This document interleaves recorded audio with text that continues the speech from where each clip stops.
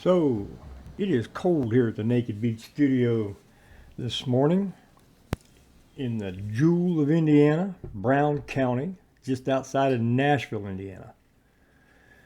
Welcome to Naked Beach Studio. I'm Roy McKinney, and we're going to build a chair today.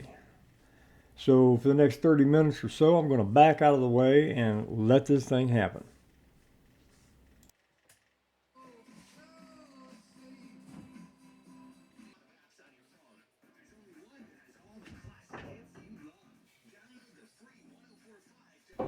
I've already got an idea in my head what I want to build, what I want it to look like when I'm done. And like most ideas, once you get them in your head, the only way to get them out is to build the chair or do the thing, whatever. So I'm going to do this, and I haven't done anything quite like this before. I've done some things that were close, but I'm pretty excited about it.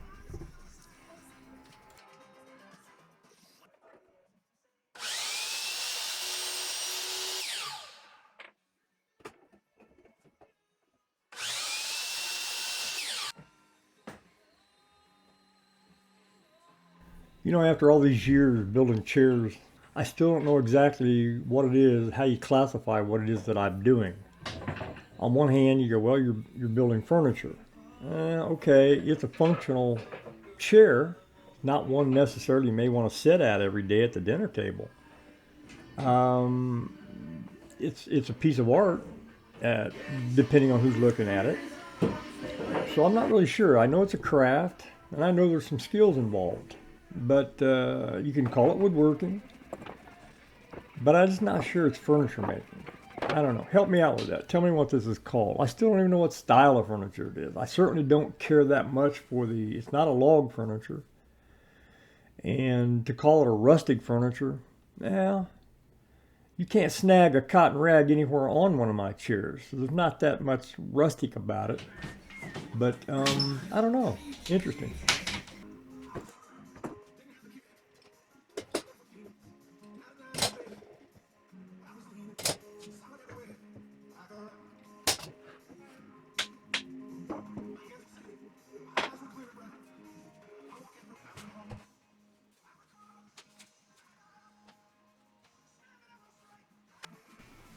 My wife is an artist. She does a wide variety of things too. She paints, draws. Uh, but for the last some time now, she's been crocheting these really cool dolls. I know, creepy, right? She's taught me a lot about art over the years. Uh, so much, I really couldn't even go into it. But I've managed to use a lot of it in when I'm making the chairs. One of the things she's taught me in particular is about your subject matter. So when I'm making a chair, it took me a while to figure it out, but in reality, what I'm doing is I'm simply taking something that's already absolutely beautiful. The sticks are interesting and they're just elegant, but I have to try and present it in a way that is practical and that everybody can enjoy. And I don't know, blah blah blah. But I found that every piece of the chair can't be special. In other words, if I found all these cool sticks with a lot of curves and smooth lines and squigglies and so forth, and if everything I put in the chair had something to that effect and everything was special, then nothing would be special. So, in like looking at a painting, sometimes you go, okay, wow, what a beautiful mountain. And then you look at all these supporting things out around the mountain. And the whole thing then becomes a beautiful picture, but the mountain was the reason for painting.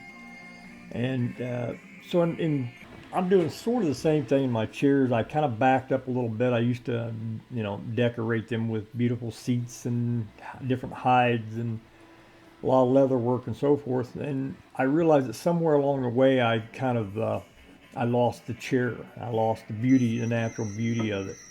And so I've come full circle. I'm back to making all of my chairs out of nothing but wood. I love the slatted seat, a little contour to it. I think it looks great.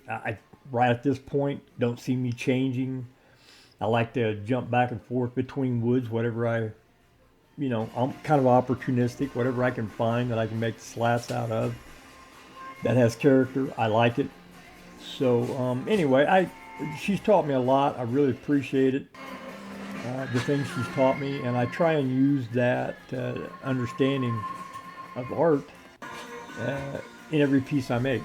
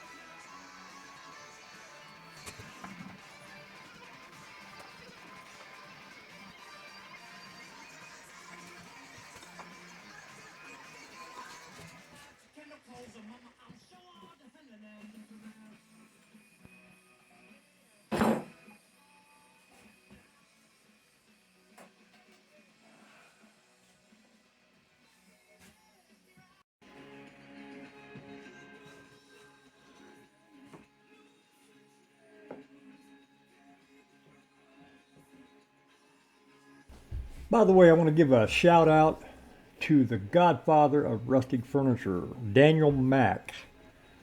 Last known address in New York somewhere.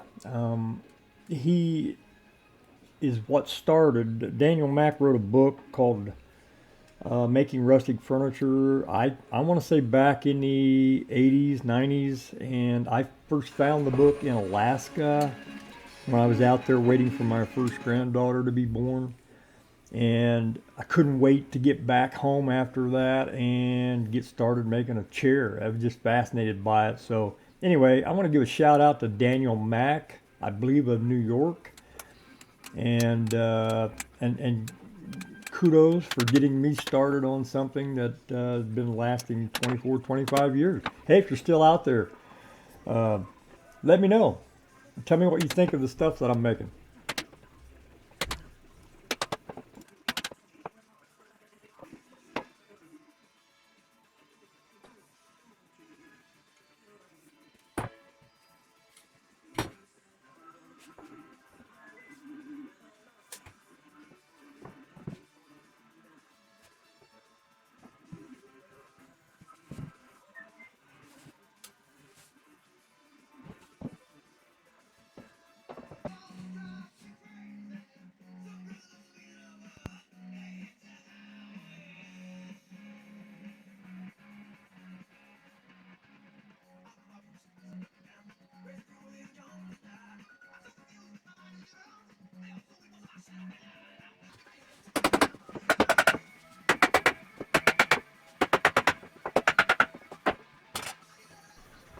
Wow, I'd had no idea how difficult it would be to cram 150 hours worth of work into a 30-minute video.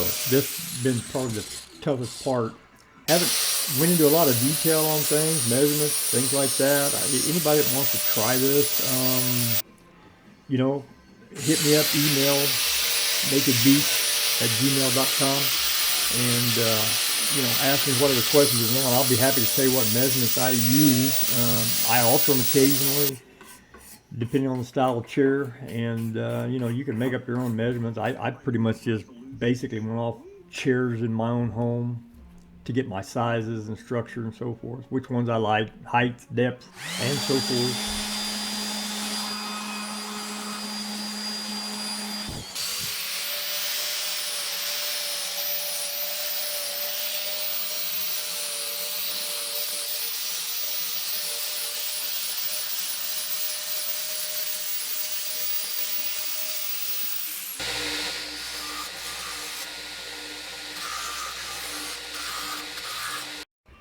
You know, aside from my tenon cutters, there's not a lot of specialty equipment involved. I could use a bandsaw once in a while, but it's, you know, they take up so much space. It's not really something that I'm willing to trade my space for. But outside of the tenon cutters, which are a little pricey if you get a good one, There's just not a lot of special equipment that you need to produce this product, this chair.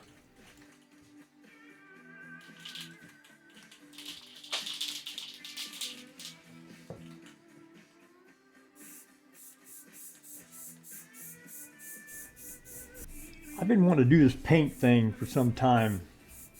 If you look close at a peeled stick, and beech, whatever type of stick you got, there's all sorts of tiny, cracks, creases, wrinkles, crevices, things that look like ankle bones, knuckles, skin tissue, muscle fiber. It's just really cool, but it's not something we typically see, even with the bark off.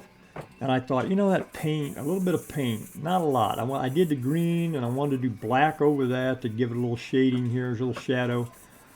But I wasn't really after a distressed furniture look. I was really wanting to just simply accentuate those definitions to kind of give you that feel. Oh wow, it looks like it almost looks human in some respects, or animal-like, I should say.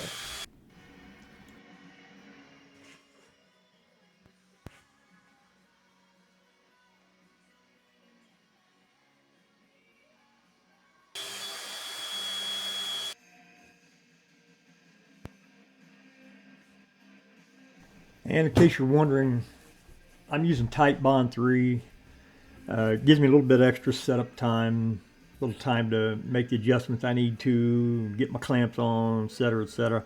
I would look for, actually, I would like to find an adhesive that even allowed me more setup time and ended in even a better bond.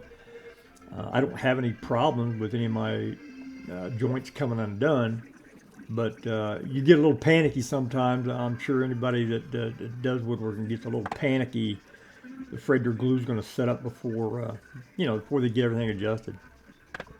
So far, so good.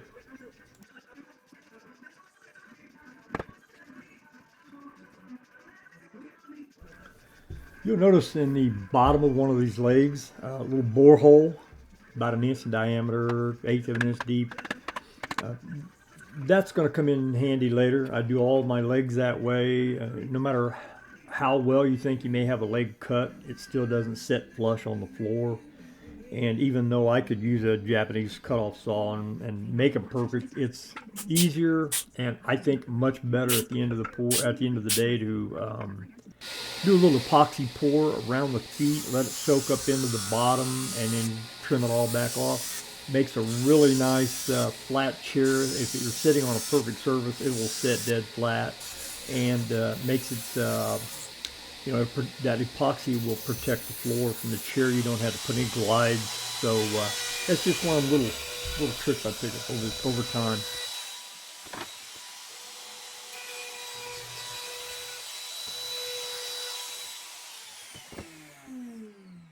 An example of a team dedicated to providing fast and reliable solutions for maintenance, repair, replacement, or upgrade. And you can trust your home at the local Indian Access 104.5 WTJK. Indies Classic.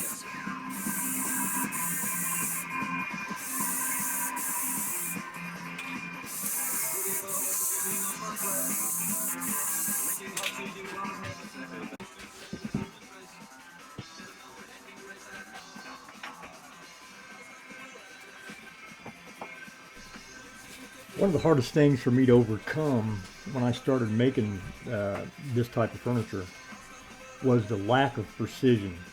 I'm a carpenter by trade, so we deal in measurements and good accurate cutting, so forth. Level, plumb are the rule of the day. None of that really applies here. I can do as much as I can do, and then I just have to say, okay, that's going to be off this way, or that measurement may be not what I had planned at the beginning. So if you find yourself like most woodworkers where you're buying new equipment all the time to make your job more precision and make everything more perfect, this is going to drive you insane.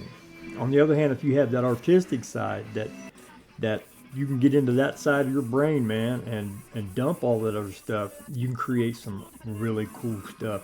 You kind of you have to let the chair tell you what it's going to be, and you know, something to jump out at you and go, no, I'm going to be a front leg, or I'm going to be an arm, and if you turn me like this, I'm going to look a lot cooler, and you just make it work. There is a level of skill and craftsmanship that has to be inherent, but you know, for the most part, you just gotta let it go, man.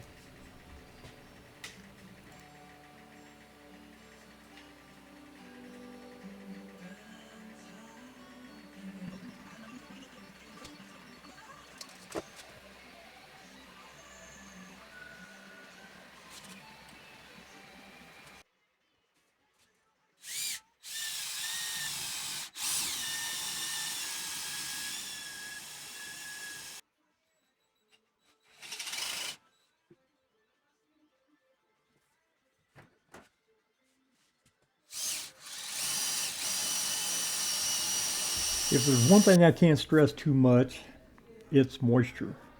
You've got to have your wood really dry in order to pull this off. Not only does it work better in terms of tooling, sanding, so forth, but nothing's worse than to spend a lot of time and effort to produce something like this, mortise and tenon, and you got too anxious and you didn't dry it properly, and 2 years later you're sitting in the living room with this beautiful chair and you hear a snap somewhere in the house and you're like, what the heck was that? It sounded like somebody snapped their fingers, and it was probably one of your mortise and tenon joints popping apart, popping a glue finally.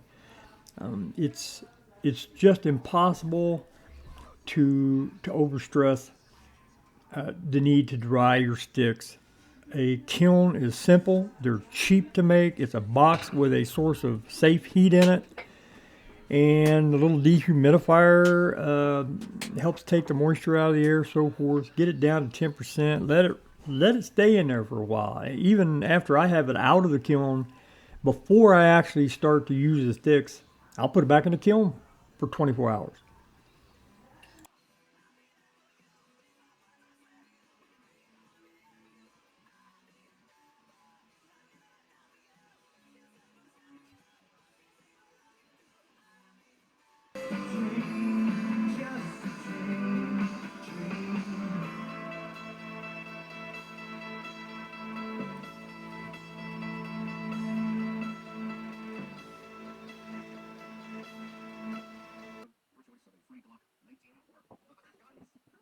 So I was coming back from the stick store the other day, and I got the idea for my next chair, and I'm excited to get started on it. I've already got most of my stuff picked out, so yeah, looks like there might be yet one more video. Who knows?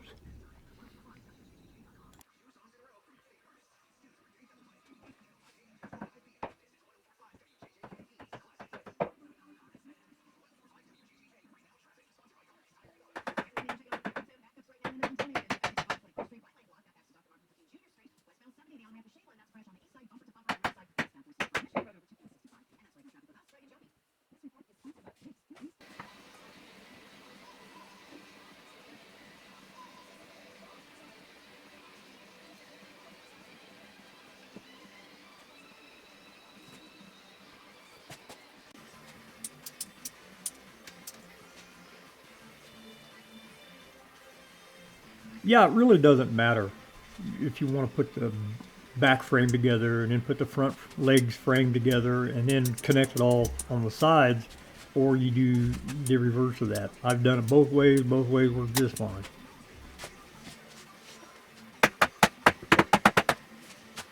Now, in the case of my next chair, it's going to be what's known as a ladder back chair. So probably best, I'm sure I'll put that together, the back first and then the front legs, and then connect it all.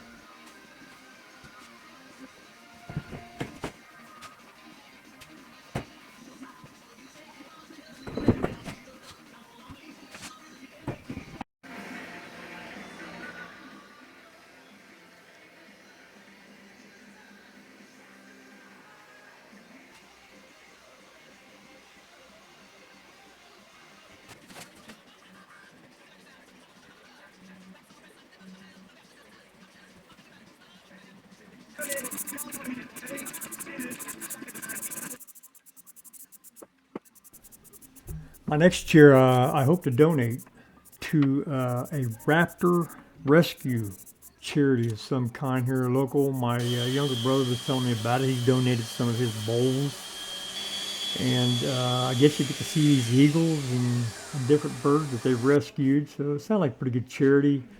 And I'm gonna maybe even make a stand to go with the chair this time and donate the set and see if I can help them make a little bit of money. It's a charity auction, actually, where people bid on it.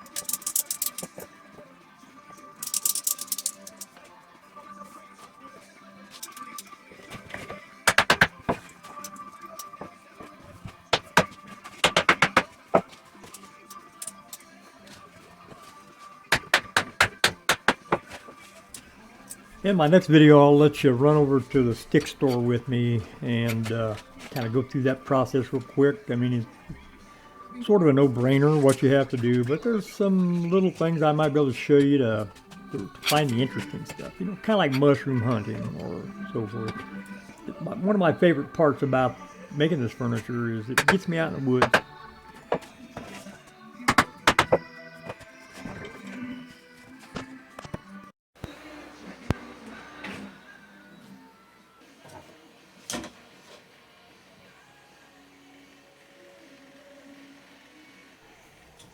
This is probably the only place in the chair that I have some control over what happens here. And I go to a little extra trouble to make sure that the seat's level to the floor and that it's all fastened together well and so forth. So I take some pain to make the seat right.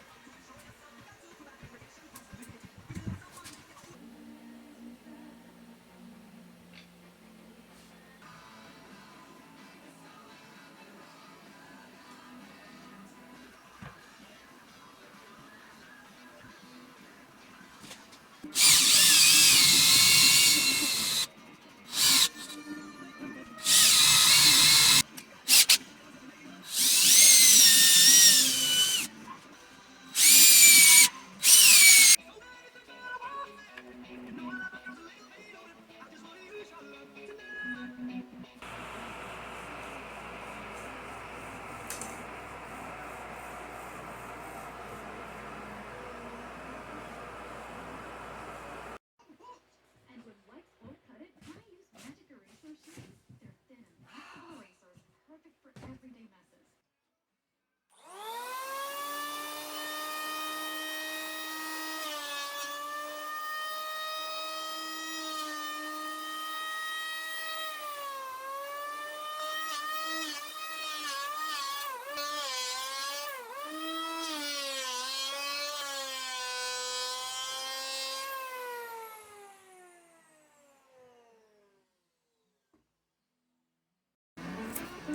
Most of the time I just use a 3/4 inch tin cutter for all my joints, sometimes a 5/8. But 3/4 is a good stout joint.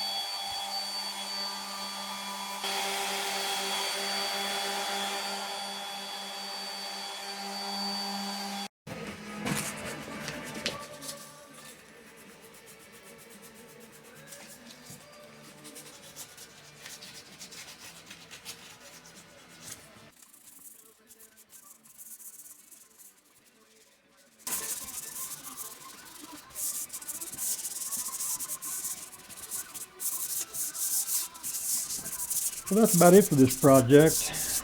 A couple of coats of oil, a little more sanding, a little paste wax, a little buffing, and it's done. And I'm gonna give this chair to some really good friends that I've made in the past couple of years here in Brown County, and I hope they like it. I hope you enjoyed watching me make this video. If so, like and subscribe, and I'll see if I can't get another one made.